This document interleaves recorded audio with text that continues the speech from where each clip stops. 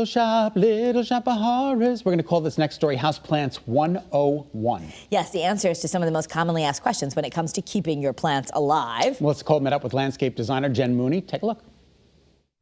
Hi everybody, we are here with Jen in West Hartford talking all about houseplants. Jen, this is a serious, impressive room right here. Thank you. And you have a lot of plants that you've had for many years. It's a little bit of an obsession, clearly.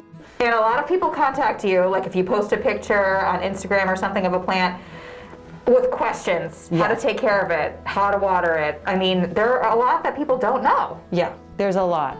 My answers are always pretty simple. I don't really believe in a lot of bells and whistles for your plants. It's pretty simple, just about watering, light, and the container and the soil it's in, pretty much. First thing, you say, know your plant. Yes. When you go to a nursery to buy a plant, firstly, take advantage of the people that work there. They're gonna have so much great information for you.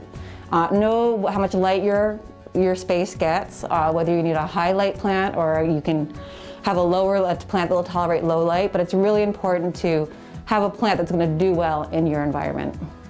So talking about knowing your plant, most plants come with a little label that gives sort of instructions, right? Right, most nurseries, especially the really great ones, have a pretty detailed plant label. I just happen to have bought this little Peperomia from Woodland Gardens in Manchester. The light that this guy needs, medium bright light. So that says it just needs a well-lit room. It doesn't need direct sunlight. It'll do really nicely here.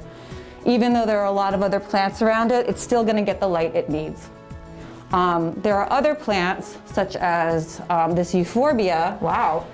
which loves bright light and will do better and better. I know it's doing well because it has these green leaves up here, so it's very happy. So you would put this one closer to the window? Yeah, a nice bright spot. Now like ferns down here? Yeah, ferns can tolerate. Ferns are in the forest, they're an understory. So this is sort of, I like to have ferns low because they look really nice and lush and they can tolerate it. Now, speaking of watering, this seems to be a common issue. Watering too little and especially watering too much. Yeah, I would say that the #1 cause of plant death is overwatering. And it's really sad because when people are watering, they think they're really nurturing the plant. There's a couple ways to avoid overwatering your plants. First of all, when you bring a new plant home, you've read your label, you know what it needs. We'll go back to this little guy. You're gonna wanna feel every day. So right now, Feels a little moist. It's nice and moist. Yep. It was just watered a couple days ago. I'm not gonna touch this for days and days and days and days. But I'm gonna keep checking it because I'm getting to know this plant. So I'm gonna keep checking it every day. And when you check a plant's water level, like right now we don't have to stick our finger in so deep because we can feel it.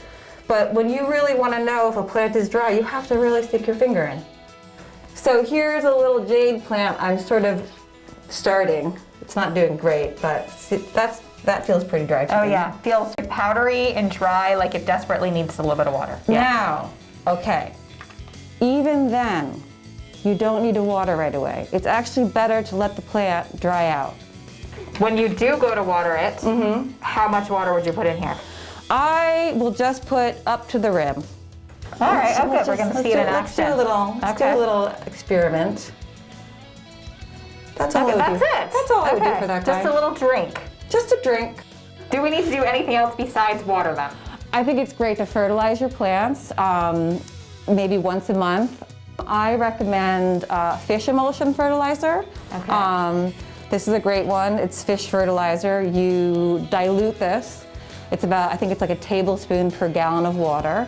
So I'll usually just take a capful and fill up my gallon watering can, make sure it's diluted, and then just do a regular watering. I walk through my plant room every day and I just I feel the soil, see how everybody's doing.